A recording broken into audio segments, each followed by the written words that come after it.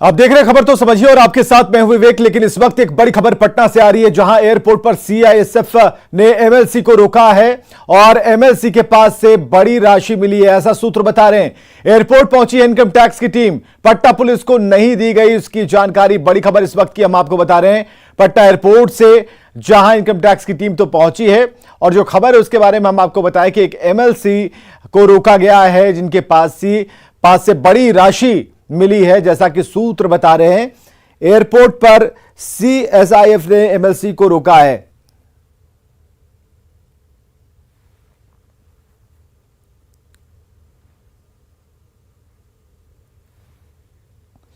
और संजय हमारे साथ, हमारे सहयोगी संजय, क्या खबर है?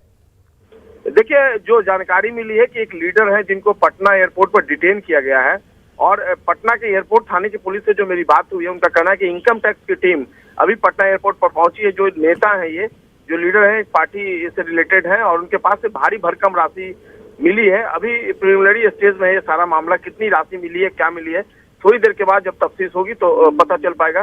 केवल इतनी जानकारी मिली है कि पटना एयरपोर्ट पर इनको डिटेन किया गया है और इनके पास से भारी भरकम राशि मिली है। एक पार्टी से रिलेटेड है ये जो लीडर है। जी विवेक, चलिए बहुत बहुत शुक्रिया संजय। आप लगातार कोशिश कीजिए कि कुछ बड़ी खबर सामने आए, क्योंकि ये खबर बहुत ही अहम है कि किस पार्टी के लीडर हैं, कौन एमएलसी हैं और कितनी बड़ी राशि इनके पास से मिली है। बहुत बहुत शुक्रिया। जेडीयू से अलग होने के बाद से आरसीपी सिंह नीतीश कुमार पर हमलावर हैं। आरसीपी सिंह ने कहा कि गठबंधन तोड़ने के लिए बिहार की जनता नीतीश कुमार को माफ नहीं करेगी और इसी वजह से नीतीश कुमार बिहार छोड़कर फूलपुर भाग रहे हैं। नहीं, ऐसे ही हमको भी आश्चर्य होता है, ऐसी कोई बात नहीं है, सब ऐसे ही हम भी देख कर ये सब बेकार बात है, हमारा कोई मतलब नहीं है। नीतीश ने कयासों को क्यों किया खारिज? फूलपुर की उम्मीदवारी पर क्यों लगाया विराम?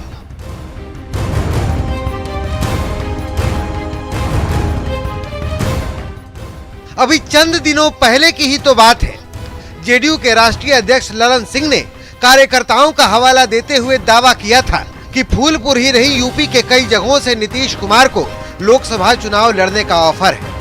कयासबाजी पर बयानबाजी चल ही रही थी। महागठबंधन के नेता बड़ी बड़ी बातें कर रहे थे तो बीजेपी नेता जमानत जब्त करा देने का दावा। नीतीश समर्थक फूलपुर के फायदे गिनाने में लगे थे तो विरोधी कटाक्ष करने में। इसलिए देखिए, बिहार छोड़ करके कहाँ जा रही है? अरे फूलपुर लड़ेंगे, मतलब मान लिया ना कि बिहार से बाहर। नीतीश कुमार ने लोकसभा चुनाव में फूलपुर से चुनाव लड़ने के कयासों को खारिज तो कर दिया, लेकिन सवाल है कि क्या बिना आग के धुआं निकलता है? न्यूज 18 के लिए पटना से आनंद अमृतराज और मोतिहारी से मुकेश सिन्हा की रिपोर्ट। खबर समझिए, नीतीश कुमार पहले भी तमाम अटकलों को खारिज कर चुके हैं और इस बार भी नीतीश कुमार ने फूलपुर से चुनाव लड़ने को खारिज कर दिया। 3 दिन पहले ललन सिंह ने फूलपुर से चुनाव लड़ने का इशारा किया था। अखिलेश यादव भी यूपी से चुनाव लड़ने का इशारा कर चुके हैं। यहां सवाल है कि फूलपुर वाला धुआं कहां से उठा और उठा तो क्यों उठा? क्योंकि नीतीश पिछले 18 साल से चुनाव नहीं लड़ रहे हैं। 2004 में 2 जगहों से लोकसभा चुनाव लड़ा था। नालंदा और बाढ़ से लोकसभा का चुनाव उन्होंने लड़ा और बाढ़ लोकसभा सीट पर विजय कृष्ण से चुनाव हारे थे। नालंदा लोकसभा सीट पर जीत हासिल की थी। 2005 में बिहार के सीएम बने तो लोकसभा सीट छोड़ दी। मतलब कि नीतीश ने 2004 में आखिरी बार चुनाव लड़ा था। बात करेंगे सीमांचल पर सियासत की, तो सीमांचल केंद्रीय गृह मंत्री यहां आने वाले हैं। स्वागत की तैयारियां चल रही हैं। पूर्णिया के इंदिरा गांधी स्टेडियम को सजाया जा रहा है, संवारा जा रहा है। बीजेपी के दिग्गज एक एक कर तैयारी पर नजर रख रहे हैं। अमित शाह की रैली को लेकर बीजेपी के नेताओं में गजब का जोश है।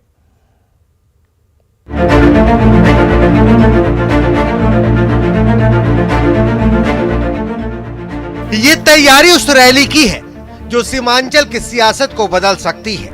कहीं झंडे बन रहे हैं तो कहीं विशाल पंडाल करीब करीब बनकर तैयार है। इंदिरा गांधी स्टेडियम को दुल्हन की तरह सजाया गया है। खुद बीजेपी के तमाम नेता तैयारियों पर नजर बनाए हुए हैं। बीजेपी नेताओं को इस बात की उम्मीद है कि शाह आएंगे तो सीमांचल में बीजेपी और ताकतवर होगी। दरअसल सीमांचल में मुख्यतः 4 जिले हैं, कटिहार, पूर्णिया, अररिया, किशनगंज और किशनगंज में बीजेपी कमजोर है। अमित शाह के दौरे से इन जिलों में बीजेपी और मजबूत होगी। इसके साथ ही शाह के दौरे का असर आसपास के जिलों पर भी पड़ेगा।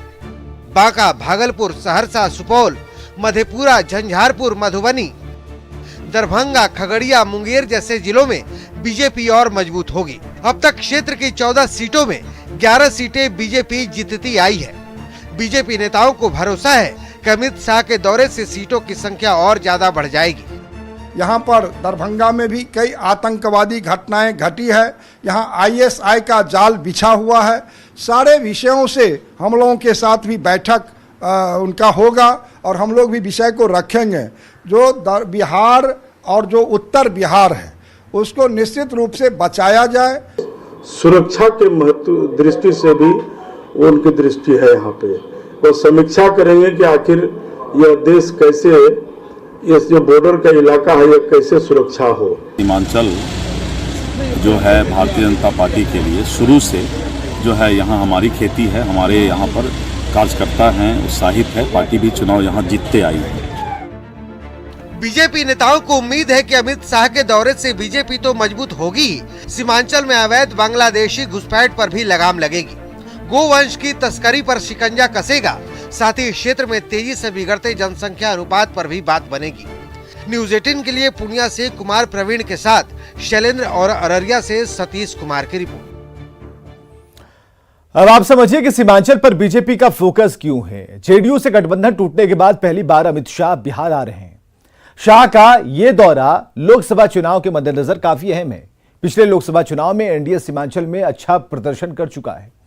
पिछले लोकसभा चुनाव में एनडीए, जिसमें जेडीयू और बीजेपी ने साथ मिलकर चुनाव लड़ा था, एनडीए को बिहार की 40 लोकसभा सीटों में से 39 पर जीत हासिल हुई थी। इस बार उसी इतिहास को दोहराने के लिए बीजेपी तैयारी कर रही है। सीमांचल के किशनगंज में सर्वाधिक 67% से अधिक मुस्लिम वोटर हैं। कटिहार में 38% हैं, अररिया में 32 हैं, पूर्णिया में 30% मुस्लिम वोटर हैं। और इसी को देखते हुए अमित शाह ने सीमांचल को सबसे पहले जनसभा के लिए चुना, ताकि आम लोगों के साथ अल्पसंख्यकों को केंद्र सरकार के विकास कार्यों की जानकारी दी जा सके। सीमांचल इलाका तस्करी को लेकर हमेशा बदनाम रहा है और इस क्षेत्र में बांग्लादेशी और रोहिंग्या घुसपैठियों को लेकर बार बार सवाल उठते रहे। आतंकी संगठनों की गतिविधियां सीमांचल के इलाके में दिखती रही हैं। 2024 के लिए नीतीश कुमार के बिना भी बीजेपी ने 35 सीटों का लक्ष्य निर्धारित किया है।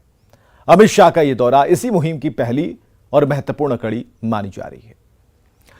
अमित शाह के दौरे से पहले बिहार की सियासत गर्म है। दौरे के पहले ही विपक्ष में खलबली मच गई और विपक्ष के नेता बीजेपी पर हमला कर रहे हैं।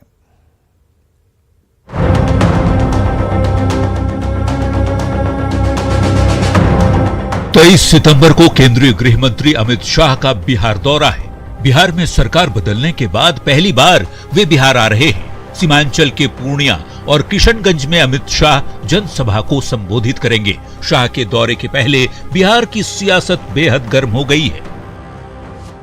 वो फिर से समाज में भाईचारा खत्म करने के लिए वो आ रहे हैं, उन्माद फैलाने के लिए आ रहे हैं, हिंदू मुस्लिम करने के लिए बिहार के सीमांचल दौरे पर आदरणीय गृह मंत्री श्री अमित शाह जी आएंगे। क्या अमित शाह जी नौकरी देंगे? क्या केंद्र सरकार ने मनरेगा का जो फंड रोक रखा है उसे जारी करेंगे? नहीं करेंगे ना। अमित शाह जी सिर्फ भाषण देंगे, तो बिहार को भाषण नहीं चाहिए, बिहार को चाहिए नौकरी। सीमांचल में केंद्रीय गृह मंत्री अमित शाह की रैली को लेकर जेडीयू बीजेपी पर आक्रामक है। जेडीयू 27 सितंबर को बीजेपी के खिलाफ मार्च निकालने वाला है, जिसकी तैयारियां भी शुरू कर दी गई। बैठक को कई मायनों में बेहद महत्वपूर्ण माना जा रहा है, क्योंकि आने वाले समय में 27 तारीख के बाद जो महागठबंधन की तरफ से बड़ी रैली होने वाली है कटिहार, पूर्णिया और किशनगंज में, उसको लेकर भी रणनीति तैयार की जाएगी। जेडीयू के संगठन और पार्टी कैसे मजबूत हो उसको लेकर भी बैठक की जाएगी। 27 सितंबर के बाद विपक्ष की तरफ से सीमांचल में पूर्णिया, किशनगंज, कटिहार में महागठबंधन की संयुक्त रैली होगी। रैली की जरूरत क्यों पड़ी, खुद जेडीयू के राष्ट्रीय अध्यक्ष ललन सिंह से सुनिए। सद्भाव खराब करने के लिए, सामाजिक सद्भाव खराब करने का प्रयास करने के लिए लोग लगे हुए, तो इसलिए प्रखंड में, हर प्रखंड में हम महंगाई को मुद्दा बनाएंगे, बेरोजगारी को मुद्दा बनाएंगे, और इसलिए सांप्रदायिक एकता के पक्ष में पूरे देश की जनता को जागृत करेंगे। 2019 में बीजेपी जेडीयू एलजेपी का गठबंधन था। नतीजा ये रहा कि किशनगंज की सीट को छोड़कर बाकी बची 39 सीटों पर एनडीए का कब्जा हो गया। लेकिन अब समीकरण बदल चुका है। ऐसे में अमित शाह का सीमांचल दौरा सियासी लिहाज से बेहद अहम है और शाह के दौरे पर सियासत होना भी लाजिमी है। न्यूज 18 के लिए पटना से आनंद अमृतराज के साथ अमित कुमार की रिपोर्ट। अब आप सीमांचल में सीटों और के समीकरण और सभी सियासी दलों की ताकत को समझिए।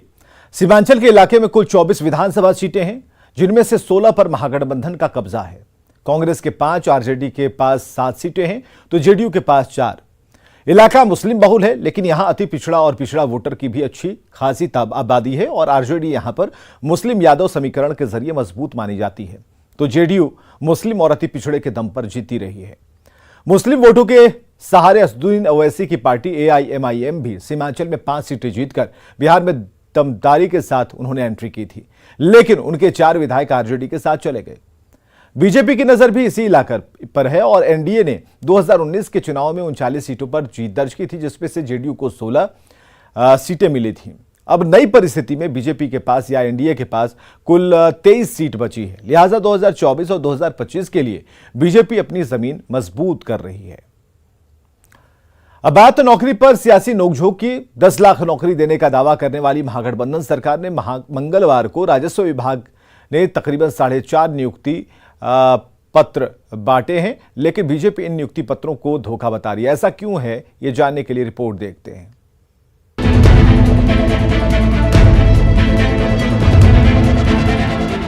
पटना के अधिवेशन भवन में नियुक्ति पत्र बांटकर महागठबंधन की सरकार ने उस दिशा में कदम बढ़ा दिया है जहां सियासी बिसात पर 10 लाख नौकरी की बाजी लगी है।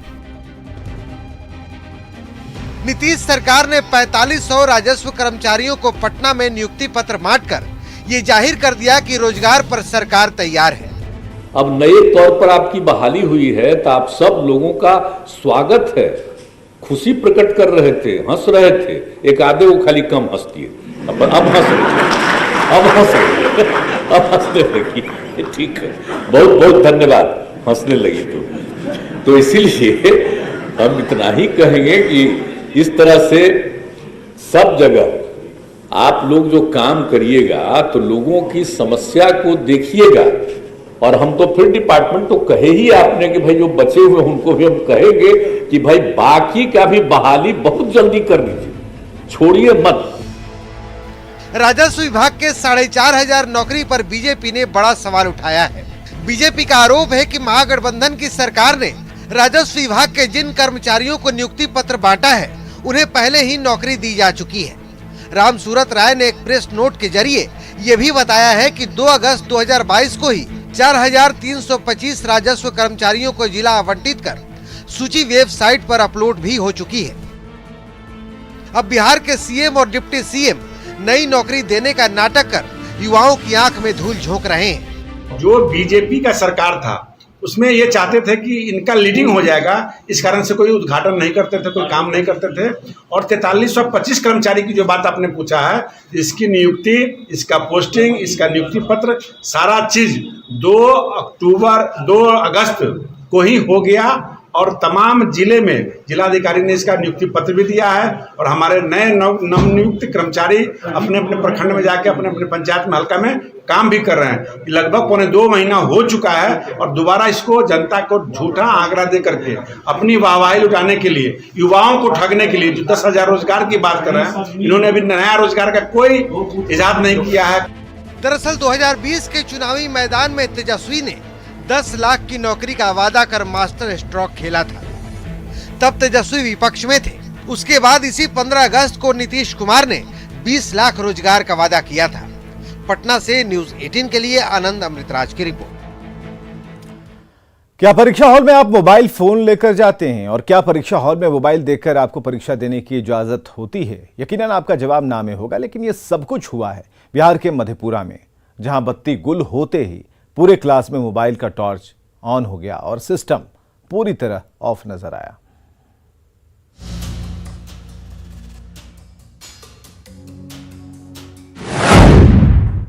बत्ती गुल, परीक्षा फेल।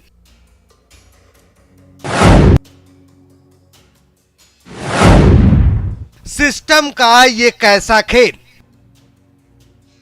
एक हाथ में मोबाइल और दूसरे हाथ में कलम, पूरे कमरे में अंधेरा लेकिन बेंच पर मोबाइल टॉर्च की रोशनी, घुप अंधेरे में धड़ाधड़ छात्रों की कलम चल रही है। आप ये जानकर हैरान रह जाएंगे कि यहां परीक्षा चल रही है, वो भी पीजी सेकेंड सेमेस्टर की। तस्वीरें मधेपुरा के एक बड़े कॉलेज टीपी कॉलेज की हैं।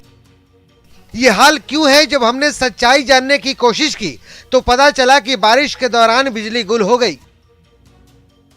बिजली गुल होते ही एग्जामिनेशन हॉल में अंधेरा छा गया और छात्रों ने पॉकेट से मोबाइल निकालकर आंसर छापना शुरू कर दिया। मौसम के अचानक परिवर्तन होने की वजह से आंधी तूफान और बरसात हुई और बिजली कट गई, और इसी बीच में बिजली कटने के उपरांत शिक्षक ऊपर गए जनरेटर को स्टार्ट करने के लिए, और इसी बीच लड़का मोबाइल अपने बैग से निकाल करके उससे रोशनी जला करके लिखने लगा। टीपी कॉलेज के प्रिंसिपल के मुताबिक पूरे मामले पर शिक्षक से शो कॉज पूछा गया है। सोमवार की परीक्षा भी कैंसिल कर दी गई है, लेकिन सवाल है कि परीक्षा हॉल में छात्रों के पास मोबाइल कैसे था? क्या टीपी कॉलेज में नकल की छूट है? क्या बिना जांच के परीक्षा हॉल में छात्रों की एंट्री होती है? मधेपुरा से न्यूज़ 18 के लिए तुरबसु की रिपोर्ट। अब वो खबर जो आपको सावधान करने वाली, क्योंकि ये आपकी सेहत से जुड़ा मसला है। बिहार में डेंगू से प्रभावित मरीजों की संख्या लगातार बढ़ती जा रही है। पटना सबसे ज्यादा डेंगू प्रभावित जिला बन गया है। पटना में मरीजों की संख्या बढ़कर 439 तक पहुंच चुकी है, और इसे लेकर पटना के सिविल सर्जन डॉक्टर के राय से बातचीत की हमारे सहयोगी रजनीश कुमार ने।